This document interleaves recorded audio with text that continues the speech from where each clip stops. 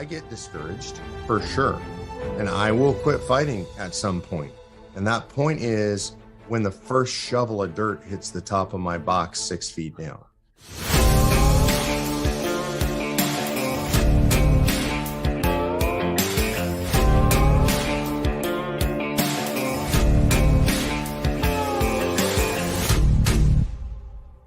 Hello and welcome to COS Indiana Live, as we bring you Roundtable. The Roundtable segment is presented here every fourth Monday of the month at 7 p.m. We'll be focusing on education and discussion of the topics and challenges we all face, as we use the Constitution to save the Constitution. Join us now as we bring you COS Indiana Roundtable with our MC, John Ackerman.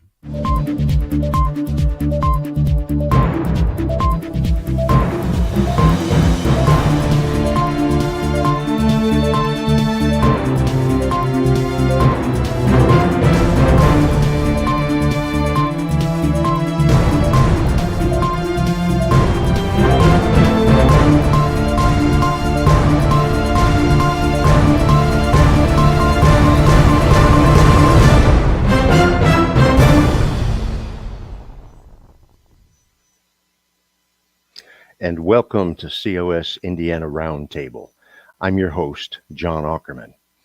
This is broadcast number 213 of Indiana Live, COS Indiana Live, and welcome. This month's topic is the dangers of socialism, and I want to get right into it, so let's bring the panel on right up front. First, we have our virtual program coordinator, Dale Parrish. Welcome back to the Roundtable, Dale. Hello, John. Nice to be with you tonight. Good to see you. Haven't seen you in such a long time. It's been forever, man, like a month. And Brett Sturley. Brett is the state director of COS Missouri. Welcome, Brett. Glad to have you here tonight. John, I was forced to invite him to come on here tonight. I just want you to know that. You were forced, huh? Okay. No, let's not get it nasty. Make it nasty just from the get go here. What was John, the threat? John, it's great. It's great seeing you, and Dale. Yeah, you're over there. I just every time I'm on with Brett, it's just too tempting to stir up a little trouble with him. So I'm sorry. I digressed, I guess. Too much merrymaking going on over there. Yep. And from back home in Indiana, our state communications coordinator, Ken Kashuba. Ken, unmute yourself and say hi to the audience. Thanks, John. I had to keep it muted. It's not even Halloween, and we've got the witch's brew started up here already. So. Oh, mercy me! Yeah, we're getting ready for October, aren't we? Yeah, we sure are. Yeah. Well, John, we got another panelist, but I don't know if he's got his volume working. Do you know yet? No, I don't know. Let's try. Can we bring him on and see? Charlie, he's still working on it. I see his feed is live. Hey, Charlie, can you hear us? Well, I don't know. Can you hear me? We hear you, Charlie, loud and clear. Okay. I can't hear you, so I'm going to try a little jerry-rigging here. Okay. While Charlie works on that, let me tell you that he is our district captain in District 28 in Indiana. So this is our panel. We've got 5 folks here tonight for the panel, and 4 are able to participate, and we hope that Charlie's able to hear us and speak to us before too much time goes on. I already told you the topic for tonight. It's the dangers of socialism. I'll keep working on this. Okay, Charlie. Thank you. We're going to talk about the dangers of socialism. Now, socialism, it sounds good. It's a nice sounding word. I mean, who doesn't want to be social? So perhaps its very name has attracted a lot of young people to it. Yeah, I want to be social. Don't you? How don't you want to be social? But what does socialism really mean? If we look in the dictionary, we'll see that it's defined as the government ownership of the means of production. I've also seen an understanding of socialism as the necessary step between capitalism and communism. You move from capitalism to socialism to communism. But I want to ask each member of the panel, what does socialism mean to you? And I want to go around the table and ask each member of the panel to chime in on how you see socialism. And let's just start with Brett. Brett, give us your answer to that. Well, yeah, this is a tough one. You gave the textbook definition, and in theory, everything looks nice and clean. Everybody, it's equal distribution of resources across the whole entire society. Everybody has what they need. So it really sounds good, but there's a little bit of it loses a little bit once you start putting into action and actually implementing it. So to me, and I thought about some different ways to say this, but I'm just going to kind of be blunt. I'm like, socialism to me, it means the end of our constitutional republic. I mean, socialism, if you look at its history, it means destruction and death. Socialism means the end of everything that's good, true, and beautiful. A socialist form of government is completely incompatible with our Constitution. It rejects God. It rejects natural law. Socialist states cannot ever have limited government because the state is always superior to a creator God. That's one thing that's very unique in our constitutional system. And as you mentioned, socialism, eventually communism, and then into Marxism will always lead to totalitarian states because human behavior does not follow the textbook model. And so the answer to that is it's always blamed on the population that is not behaving correctly. And that's why socialism isn't working correctly. So that means more and more top-down authoritarian government from the central government. And to me, socialism, communism, Marxism is just pure evil. Wow, that's a strong, powerful answer to the question. Thank you, Brett. Dale, what's your thought? What I found is that there are many forms of socialism, but I think from what I have found that the central theme is the centralized control of everything, including everything. I mean, media, schools, education, production, property. Everything is centralized, central ownership, of course, that being the government of everything for the purpose of, I don't know, fairness, social equity, whatever you want to call it. So basically the theme, though, is a centralized control of everything. Yeah, supposedly for the purpose of fairness. Yes, it's interesting to me that in every socialist government we've ever seen, the rich get richer. You have oligarchs. You have the ruling party, wealthy and in control. And I think the real purpose is for power and riches and control. But they say it's for fairness and equity. Equity is a nasty word. And like what Brett said, that's totally opposite of what our Constitution's all about, of what our country is all about. And what totally opposite, we'll get into this shortly, but totally opposite of what Convention of States is all about. Okay, don't let the cat out of the bag too soon. That's all I'm going to say about that. Okay. Okay, well, I know that Charlie's working hard to get back in, and he's working on his technology. And if he can get here, we'll see him and hear from him. But before we go that way, I just want to give a nod towards Ken. Ken is watching the comment board. So if you're viewing tonight and you have a comment or question, feel free to post it. If you're watching live on Facebook or YouTube, Ken will watch those and get many of them up on the screen as he can.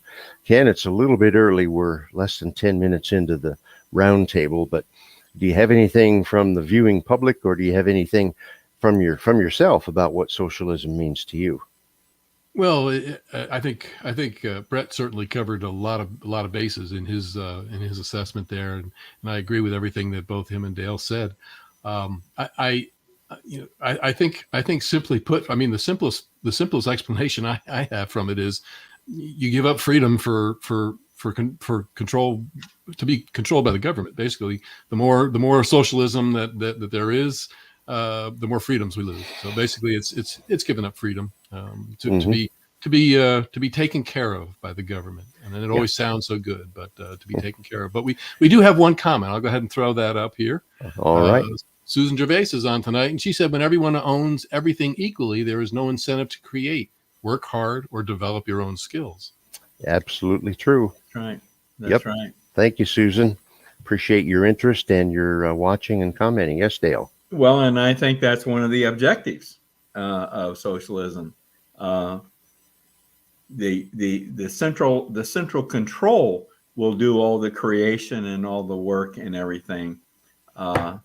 So that's exactly what she said is exactly what will happen, and I think that's the intention of it, really. Yeah. One. And sociologically speaking, if you can beat the people down to where they stop feeling free and they stop inventing and creating, they're easier to control, and there's a lower possibility of an uprising. And so it's an insidious thing. Yes, Brett. And that's exactly right. And Susan's exactly right. And that's one of the reasons why, to me, the main reason why socialism does not work, because that is contrary to human behavior. Human nature is to use our God-given ability, use our talents, and be incentivized to improve our lives. And by improving our lives, we improve our community. Everybody, using their talents and abilities to their highest and best use, really is kind of like the rising tide floats all boats. It improves society in general. And so that's just a natural human ambition. And that is something that socialism just completely represses. Mm-hmm. Yep. Well, we've beat this one pretty good. Thanks, guys. Let's move on to the second question, and taking a look at goals. What is the ultimate goal of socialism? What does socialism really want as an end goal? And this time I'll just start with Dale, because I started with Brett last time. Well, I think the ultimate goal, from what I have found, is communism. That's the ultimate goal. Marxism, communism, all these isms are so much alike. But so I'm just gonna go with communism right now,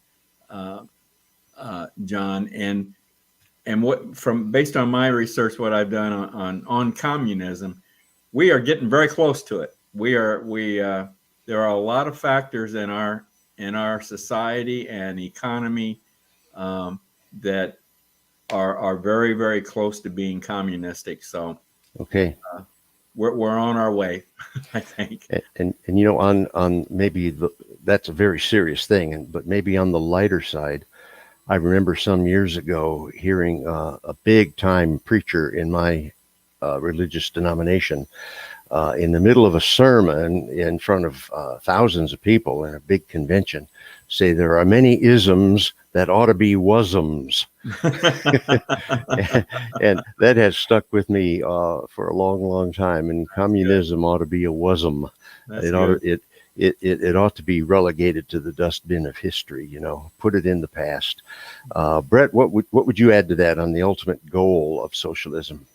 No, I think that's right. And John, as you pointed out before, it's power and control. In every command and control economy that you look at, there is no middle class, and that's a Marxist term in itself right there. Yeah. But there are the well-connected oligarchs that you pointed out that control everything. And then there's everybody else that is left to, live in squalor.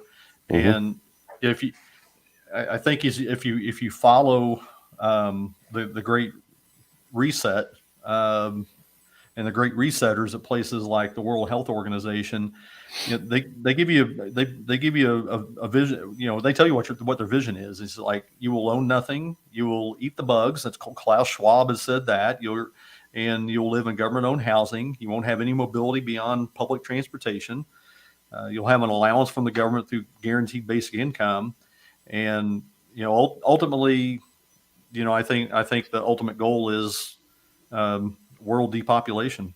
If you look their climate agenda, the carbon is the biggest bane on Mother Earth, and what are the biggest or what are the most ubiquitous carbon based life forms or on Earth? Well, it's people, and I think that this is it's to me it gets to that point in a one world government, not the one in Washington D.C., but one like in Davos, Switzerland. It's I just really think that we're dealing with forces that really only a political and spiritual rebirth can reverse. Yeah. Yep. I think you got it there. Ken, do you have anything for us, either from yourself Yeah, or we've got from? a couple of comments I'm going to go ahead and throw up. It might take us a little bit off track, but let's go ahead and put them up. Diane Jones says there will always be people who seek to tyrannize others. Our form of government is the best safeguard. That's great. Thank you, Diane. Great reminder. And then I've got one that comes from our state director. It's a little bit more thought provoking. I'll go ahead and put this one up. Lenin and Stalin are responsible for 67 million dead. Why? Let's talk about that for a minute.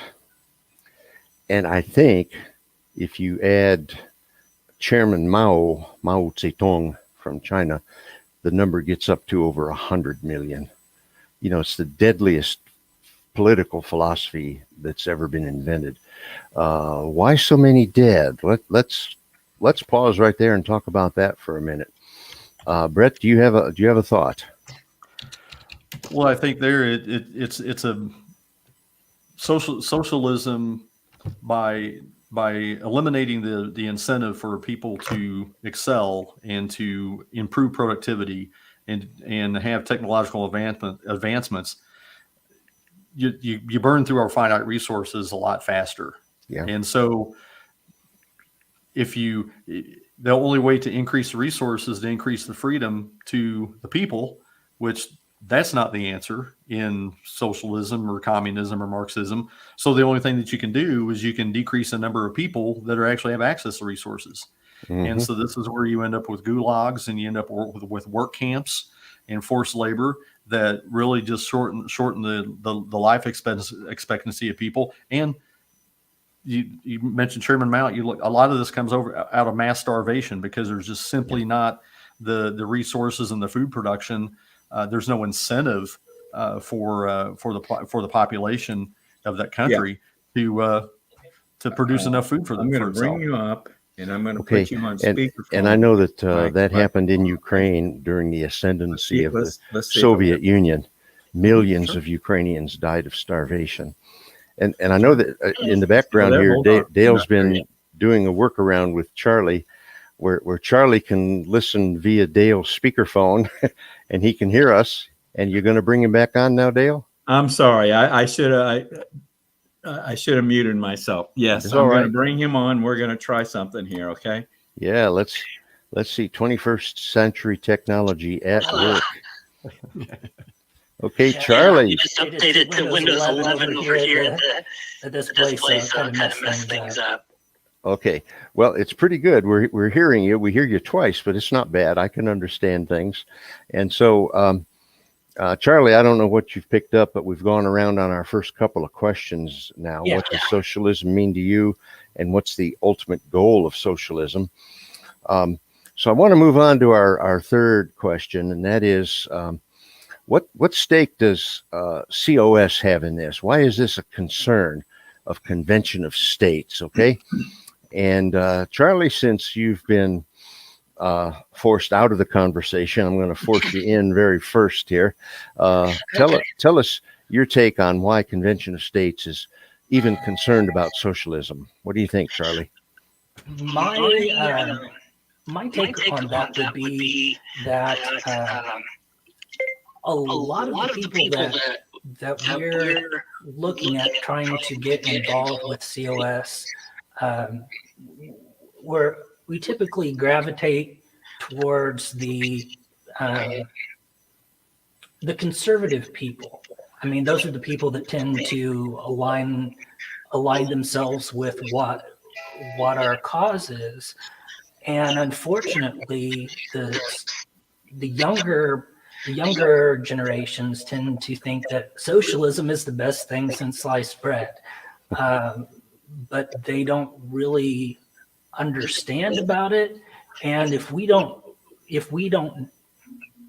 know how to deal with this topic, we can't address it with the younger generations and have meaningful conversations, because this goes directly against what we're trying to do.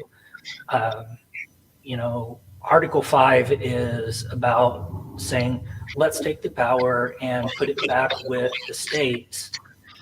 And socialism is saying, oh, the people don't need the power, we can take care of it for you.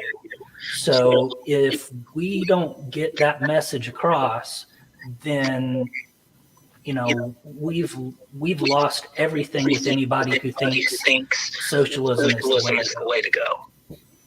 Okay, that's very, very good, very helpful. You laid a real good foundation there for us, Charlie. Thank you. Dale, you got a comment? Yeah, I think what I want to say is, of course, Convention of States, one of our main pillars of our resolution is to restrain. I'm going to turn Charlie off there for a while here. Is to restrain government overreach, and of course, socialism is the ultimate government overreach. So it's a 180 opposite of what one of our main goals in holding a Convention of States. Okay. It is the epitome of government overreach. And so that's one of the three kinds of amendments that we are pushing for to see to our United States Constitution. Okay, Brett, I see you nodding over there, and I want to know what can you contribute to this question? Well, those are all great points, and I think we, at Convention of States, we love liberty, and liberty cannot exist under a socialist rule. And our aspirational goal, our aspirational mission of Convention of States is to teach people to be self-governing citizens. Mm-hmm. And self-governance is non-existent under a socialist form of government. And we also believe in the right to fight, believe in and fight for to restore the Constitution. And the socialistic form of government is just completely incompatible with our U.S. Constitution. And I had a conversation a couple years back with Mark Meckler, COS co-founder Mark Meckler, and COS board member Tim Dunn, and I asked him what his biggest surprise was in his Convention of States journey, and he said that he always thought the Convention of States was the best way to bring about a political renewal, but he said, I didn't expect it would be the path to a spiritual renewal as well. So I think that's really where Convention of States is looking to make that, both restore the Constitution, restore political balance, the civil society, and lead to a spiritual renewal as well. Okay, Ken. Well, on that topic that Brett was just speaking about, we have a comment from Susan again. She says that when government diminishes the importance of family and religion, young people depend on the government, thereby believing the government is the answer to their needs. Susan, you're exactly right. And to tie that in with what Brett was just saying, in a socialist system, the government becomes God with a small g, not a capital G. And that's, I think, part of why communism is also atheistic, because the state has to become the deity. And so it's a very dangerous road to go down. And I think you guys have given some powerful answers, some good reasons why Convention of States is concerned about socialism. And another thought that I had was that another one of the amendments that we want to see is fiscal restraint. And if we can lower federal spending, it's a move away from socialistic control of everything.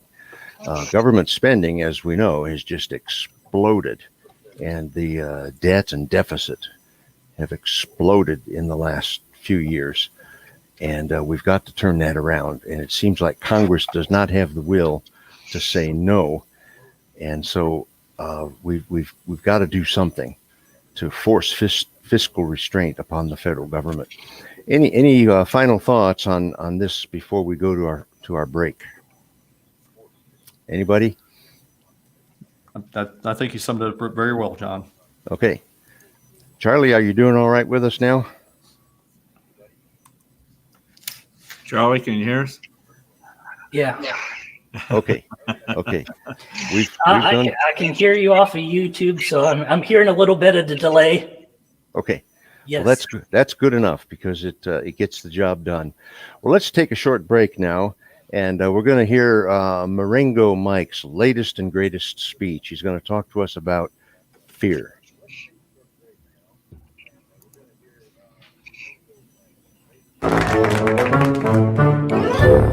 Welcome to another Marengo Mike's Corner.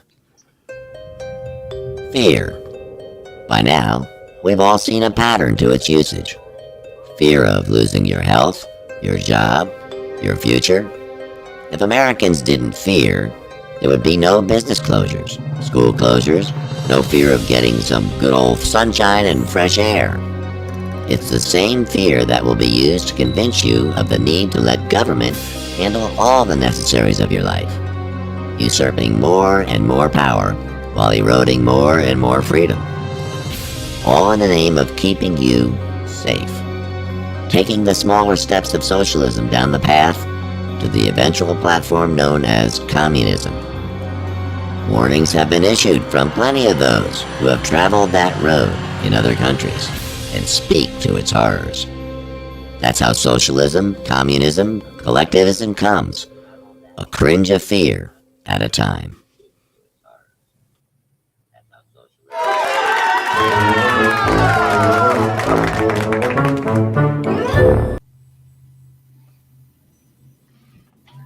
Wow, a timely talk from Marengo Mike, and it fits right in with our topic, the dangers of socialism.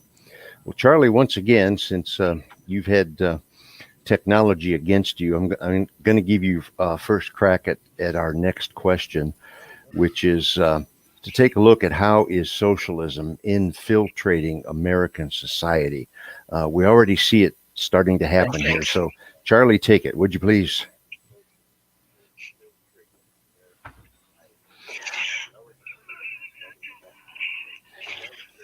Okay. Again, I would say that it's coming in with the younger generation, and I think with the younger generation is coming in through our educational system, and people trying to push it on them that the government can do things. Our welfare system is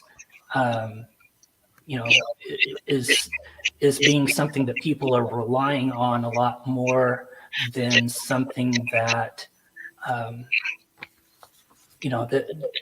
that people aren't. It's not something that's helping prop people up so that way they can do things on their own, and trying to get them back on their feet. It's one of those things that's making people not want to be self-sufficient. And I think by doing things that make people not want to be self-sufficient, they're just relying on the government, or the government's making it so they as soon as people start to get self-sufficient, the floor drops out from underneath them and they can't make it anymore. So I think there's that, plus the educational system isn't really teaching people how to be self-sufficient. So I think teaching people how to make money. I mean, go to the drive-through at McDonald's, it comes to $4.25, give them $5.25, and it's like, I don't know how to do that. You gave me too much. It's like you take $5.25 and you give me back $1 and change. I've had that exact thing happen to me, not at McDonald's, but at various cash transactions. Okay, Dale. Yeah, John. If you look at the Communist Manifesto, the Communism Manifesto, you can already see many areas where socialism slash communism is infiltrating our society. Our education system has been mentioned, the media, the negativism about parenting, the well, I could go on the churches, so many areas where, not to mention the degrading of the Constitution, the degrading of our founding. There's just so many areas where you can see, I think, where you can see socialism slash communism infiltrating into our society, and it's presenting an ever challenge to offset that. Mm-hmm. Yep. So, okay, let me turn to Brett and ask what do you have to add to this, the infiltration? Well, I think those are Charlie and Dale both had great points there, and I think we actually have a real time example right now happening in Chicago, and this seems to end up being a self-fulfilling prophecy. The crime rate in Chicago is just so astronomical, and with these smash and grab crimes, this goes to a lot of different states, Oregon, California, they don't even, you do a smash and grab crime. If you don't steal over $1,000, they don't even go after you and prosecute you. So it's just, I mean, it's literally a license to steal. But there's an article on the Daily Wire by Amanda Prestigiacomo on Saturday, and it talks about how the Democrat mayor of Chicago, Brandon Johnson, is upset because Walmart and Whole Foods and all these big grocery store chains have been moving out of South Chicago and West Chicago, and they've been moving out because of violence. Mm-hmm. And it is forming what they term a food desert, that there's so many people that don't have access to groceries. And now what they're doing, just to kind of put this as an example, kind of in context, from the story, it says Walmart announced the closure of 4 stores in Chicago's South and West Side neighborhoods back in April. So it was due to a lack of profitability going back 17 years when the company first opened in Chicago. So these stores lose tens of millions of dollars a year, and their annual losses have nearly doubled in just the last 5 years. Well, what's happened in the last 5 years? We had the BLM riots. We've had all this, George Soros prosecutors and all these different, county justice, quote unquote, justice systems, that they're refusing to prosecute crime. And so what Mayor Brandon Johnson's solution is to this is to have a government-run grocery store and open those up throughout Chicago, to where I'm sure that sounds like it's really super efficient, but what they're doing is they're going to be subjected to the same crime as the Walmart stores and Whole Food stores. Only now, whenever that happens, the taxpayer is going to be paying both sides of it, both to open up the store and to stock the store, and they're going to be on the hook for what is stolen from the store. So this is just another brilliant idea of the central planners, and Ronald Reagan was right. The more the plans fail, the more the planners plan. And that's exactly what you're seeing here. And this is how we get down to that road. And again, people will be blamed for this, but they won't actually prosecute the behavior of the people. They'll say, well, people just aren't being kind and they're not being fair. So we need to open up more stores. And so this is just going to be total disaster. And you can see it coming right down the track. Yep. And you can see it go down the tubes too. Okay, Ken. Yes, we've got a number of comments, which I'll kind of preface these with a little more of a deeper look under the cover, so to speak. Obviously, what we've talked about here, or both Charlie and Brett have brought up, and Dale, are the things that are pretty obvious, and should be obvious to everybody: the crime, and etc. Some of our viewers are commenting a little bit more on the spiritual side. So I want to bring up a couple comments that I think people may have heard about, may not be fully aware about, but certainly the technology is available. So I'm going to bring it up because I think the viewers are obviously commenting about it, and I think the panel can probably fill in a little bit on it. Let me start off first with Certain Elf, and he says that they already have microchips that can be implanted. So obviously we're talking about things that will make our life easier.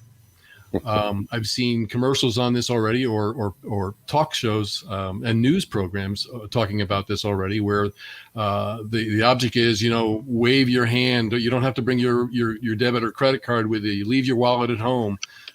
Just wave your hand and you'll pay for your food that way, or whatever. The microchips are one thing that's obviously already available. And another gentleman by the name of Wesley Curry. Now, he's been on here quite a bit here, labeling I can't get into every one of his comments at this point. He's got a whole list, but he's on the same train, talking about the fact that this is something that is part prophecy and part of socialism, whereby they relate this with the mark of the beast. So we're talking about the evil side here of socialism, which is at the heart.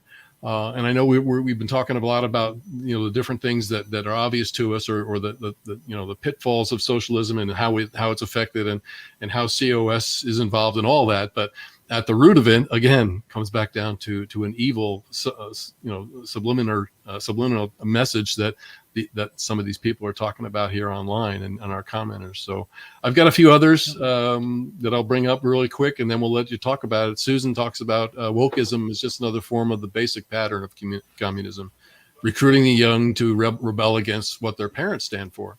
So again, it comes to an evil heart, I think, is really where that falls in. So I'll stop there and let the panel get involved. Okay, and Dale is going to save the day here. Well, Susan's comment is almost straight from the Communism Manifesto, with regard to opposing what the parents stand for, and almost straight out of the Communism Manifesto. Okay. You must be reading the same thing I am. Separate children from their parents, and they become dependent on the state. That's right. Insidious. Okay, any other comments on that? Yes, Brett. Yeah, John. I think these comments are right on, and it does go back to the point that we do need both a political and a spiritual rebirth in America, and because to the microchip point.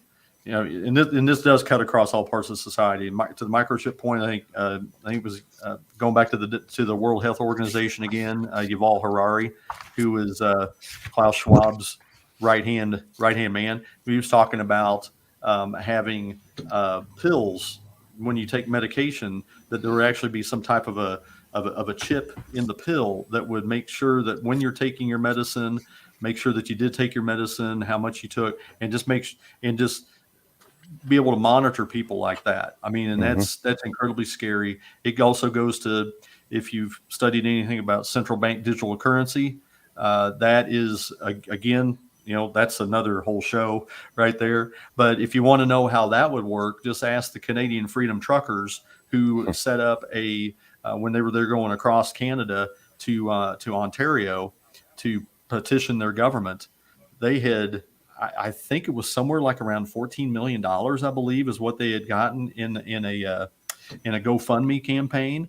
And the Canadian government, it was all digital, of course.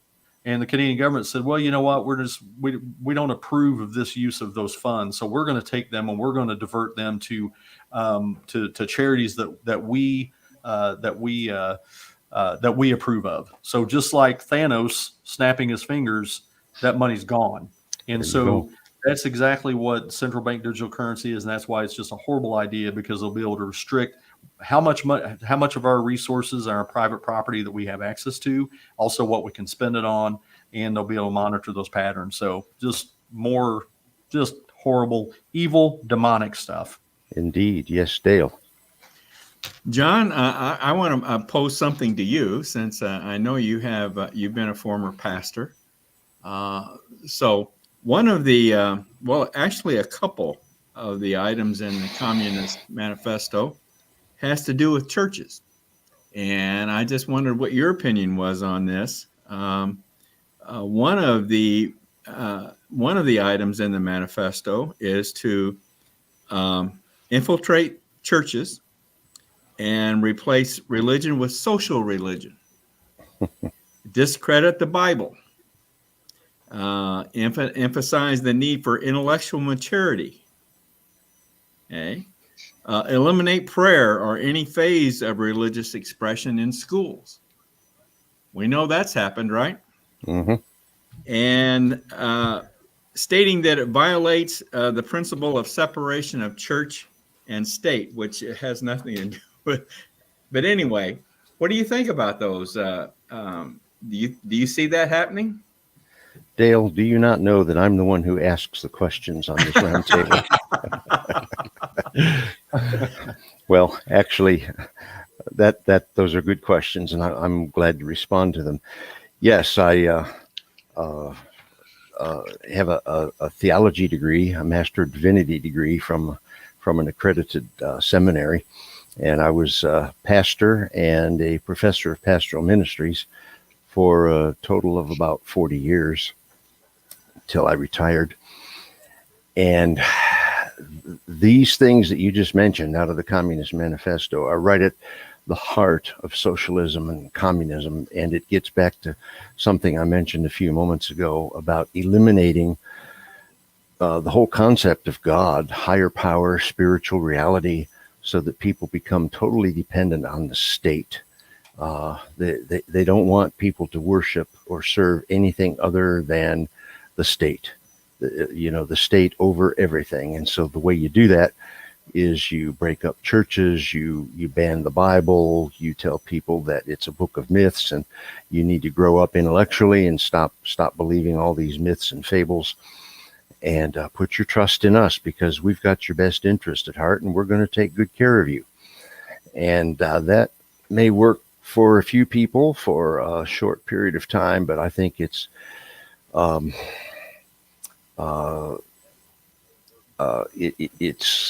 runs counter to the human spirit. I believe we are created in the image of and likeness of God. And I agree with the saint who said there is within each of us a God-shaped emptiness, and we are meaningless until we find our meaning in thee, and so that's part of the way we're created. And for the government to try to stymie that or stop it is a direct attack on our personhood. And, that's right at the heart of socialism. So thanks for giving me a chance to sermonize a little bit here. Well, I thought we'd give you a chance to get on the soapbox here. Yeah, well, you did. Okay. Well, I want us to take a brief look, just a couple minutes worth of look at our next question. And that is, if socialism goes unchecked, if we allow it to continue to grow, how will life be different for us here in this country and around the world if socialism goes unchecked?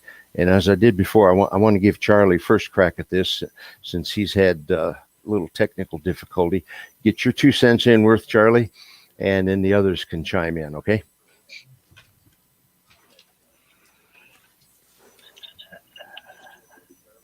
Okay. One thing I think about this is that, if socialism does go unchecked, the people will lose the power, and the government gains all the power. And I think eventually the Constitution, as as it's written now, will be overturned, and we'll get in a state of ultimate tyranny, and people's individual rights, voting. The government won't see need for that. They say, we know what's best for you. You don't need to tell us who needs to be in charge of you, because we know that who the best people are already. So, I mean, all the reasons why the rest of the world wants to come to the U.S., I think practically all those are going to be gone. And the farther things go unchecked, the harder exponentially it will be to try to get out of that hole, until possibly it gets to a point where, only another complete revolution and rebuild may be the only solution. It's a pretty bleak scenario, but I think pretty accurate. Thank you, Charlie. Okay, Dale, do you have anything to add to that? Not much. Not much. I think we're already seeing some of it, and I think if we don't fight back against it, we're going to continue to see more and more freedom disappear. Okay. Yeah. The storm clouds are on the horizon. Yeah. Brett, anything else on that one? Well, I'm not exactly going to be a ray of sunshine on this question here either. So, I mean, because it is serious. It is serious. It kind of referred back to my, previous comments. It's famine, pestilence, death, destruction, and just a total assault and a disappearing of everything that's good, true, and beautiful. I mean, that's the way it is. Yep. The end of life as we know it. Okay, Ken. Well, yeah. How will life be different if socialism goes unchecked? I think we've already caught a glimpse of of what that would look like when you're being told what kind of car to drive. What eventually the way it goes as far as your money is concerned, they'll be telling you what you can and can't eat. So I think we're seeing glimpses of this already, where our resources are being shut down and being forced to basically be servants to other countries is what we're being forced to do now. At this point, our dependency on China and things that come from the foreign governments that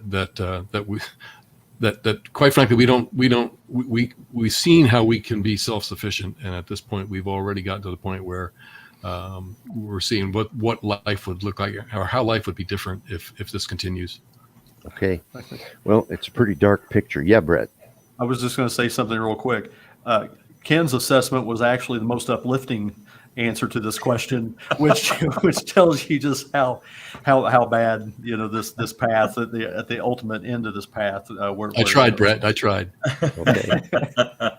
Yeah, and we have to laugh because the alternative is so terrible. So it's time to part the clouds and let the sun shine in. My final question to the panel is: what can our viewers do about socialism? What can be done about it? Dale, you're going to be first. This is my pat answer to every broadcast, John, about what can we do. And what we can do is we can fight to hold a convention of states for the purpose of proposing amendments that would curtail the overreach of our government and that could prevent this from happening in our society. So it's up to us. It's up to the people, we the people, and it always has been up to we the people. But it's up to us. Hold a convention of states, propose amendments to the Constitution to fight this very movement. Okay, That's the big one. Yep. What else could our viewers do? Brett, you want to give it a shot? Yeah, I think that's a great answer there, Dale. I think pursue absolute truth. What we're seeing now in society is just a total, not an argument about what the truth is. It's a total rejection of truth. So pursue absolute truth. That only comes through faith and faith in God and finding God. Behave as a self-governing citizen.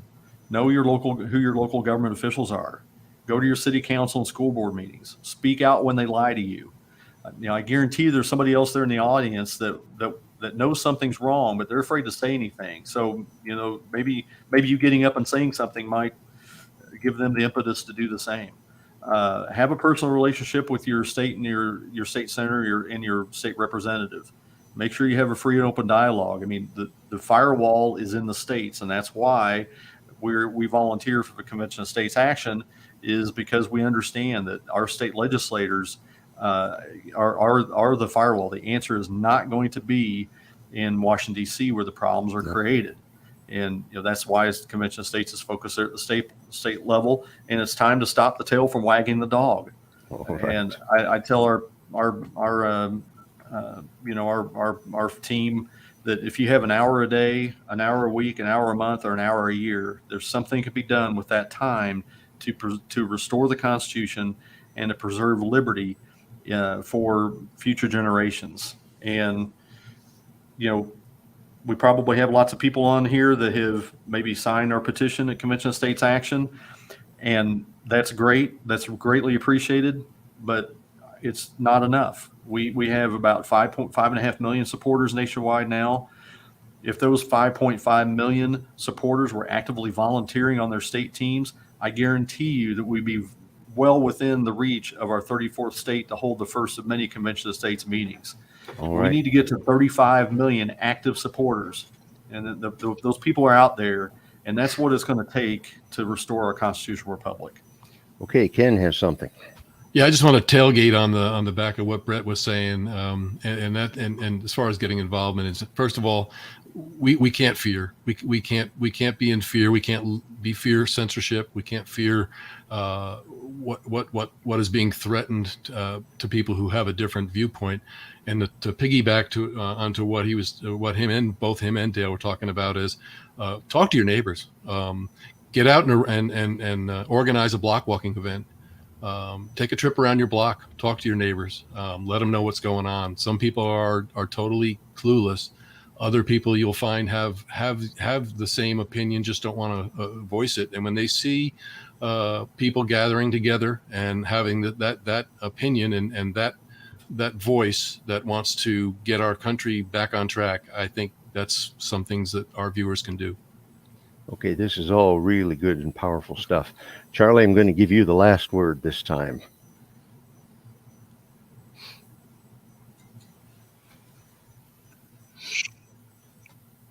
Okay. Well, thanks.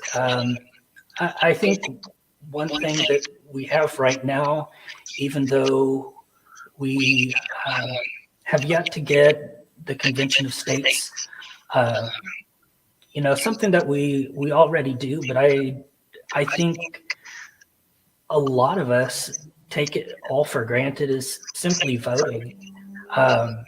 We let our people, our representatives know it's important to us. But if they don't know that, our opinions are important, then they're just going to keep on doing what they want. So we need to go tell them, say, this is important to us. And if they don't do something about it, show them that at the polls that it's like, okay, you're not standing for the people. We want you out of here. We don't want people that are just going to sit there and do what makes them happy, that are going to just work for themselves. And people of all ages can go and help out. They can do these things, even if you're not of voting age. And I think um, like has been said many other times, is what's been socialism's and the liberals' big way to tear things down is by aiming at the family. Mm-hmm. And I think if we are able to do things to build the families back up,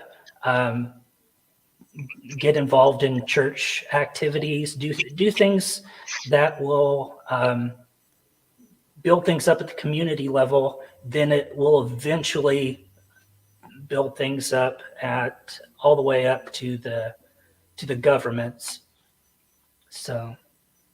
Okay, thank you, Charlie. And I want to especially thank Charlie for being so diligent in getting connected to us tonight. He just had some unusual technological challenges, but you stuck with it. We appreciate your input, Charlie, very much. I want to thank the whole panel. You've done a great job with a very difficult topic. And we say goodnight to the panel. And I want to show you now a conversation that I had with our state director, Dale Tipton, to tell you how you can get involved in Convention of States. Indiana needs you. To the audience about how they can become involved in Convention of States. You bet. There's an effort that we've had ongoing for a while where we're communicating through links that deal with recruitment. As an organization, we have a lot of positions to fill, and positions have to be filled by volunteers. And if we're going to become citizen activists, which we really have to do to make a change in our government, people need to take positive steps to do things so that we can turn this ship of government around. And in Indiana, for example, we have 100 House districts, and we appoint what we call a district captain in each one of those districts. And in this particular link, this is a direct appeal for people to volunteer to become district captains, whereby they would be tasked with being the liaison between the people within that district and their elected representatives, their senator and their local representative. And then also they are responsible for spreading the word about Convention of States through various ideas, such as town halls or parade events or any kind of thing like that, where we can, mix in with the public, block walking, any number of things. And this allows direct involvement at a fairly high level where you're really your own manager and you will have all the assistance that you need, but the tools are presented there for you so that you can become an advocate for Convention of States and make a difference. And the other thing that's pointed out here, more towards the top of the page, is we are a past state. In February of 2016, Indiana signed the resolution. So as we try to recruit people, oftentimes we hear, well, you guys passed the resolution. It's been done a long time ago. What else is there to do? And there's a list here on this page of all of the different things, or many of the different things that we can do as individuals to support both the ongoing effort in Indiana and then how we can also assist neighboring states that maybe haven't passed the resolution yet. And so this is kind of the latest thing we've got. And this is ultimately the easiest thing we've done because the application is literally at the bottom of the page that you can fill out to become a district captain. So it's a one-click deal and you're there. And we're hoping some people will sign up to join the COS revolution. Okay, Indiana does need you, and I certainly hope you'll volunteer. Well, that brings us to the end of this month's roundtable. Before I say goodbye, I want to give you our email address. If you have any questions about Convention of States, you can send them to us at raiseyourvoicecos@gmail.com. That's raiseyourvoicecos@gmail.com. Be sure to tune in next Monday, October the 2nd at 7 p.m. Eastern for our next COS Indiana Live, which will feature interviews with 3 retired FBI agents, 3 former G-men. I can't wait to hear what they have to say next Monday night. And our next roundtable will be on the 4th Monday of October. That will be October the 23rd at 7 p.m. Eastern. And to close us out, here's a message from our National COS President, Mark Meckler. It's called The Day I'll Quit Fighting. I struggle to empathize with people who would give up. It doesn't make sense to me. Sam Adams said, for those of you who prefer safety and security over liberty, over the animating fight for liberty, I hope that you enjoy licking the hands that feed you. May your chains rest lightly upon you, and may posterity forget that you are our countrymen. Like, do you understand that your kids and you are sentencing your kids and your grandkids and your friends' kids and your neighbors' kids to a lifetime of slavery and servitude, literally, of fear, of living in the darkness, but never, ever, never, never, never give up. George Washington lost the majority of his battles that he fought in the American Revolution. If you read his writings, if you read the letters where he was writing to Congress asking for money and troops, he was saying, we're losing. I don't have the troops I need. I don't have the supplies I need. Did he quit? What about the guys on the beach at Normandy? Like, what did they do? Did they just quit? Oh, there's, a lot of guys are dying around me. It's really bad. It looks really dismal. Those cliffs are huge. Machine gun fire raining down on us. And it's too hard. We should just quit. Thank God those people didn't quit. If they had, where would we be? I get discouraged, for sure. And I will quit fighting at some point. And that point is when the first shovel of dirt hits the top of my box 6 feet down.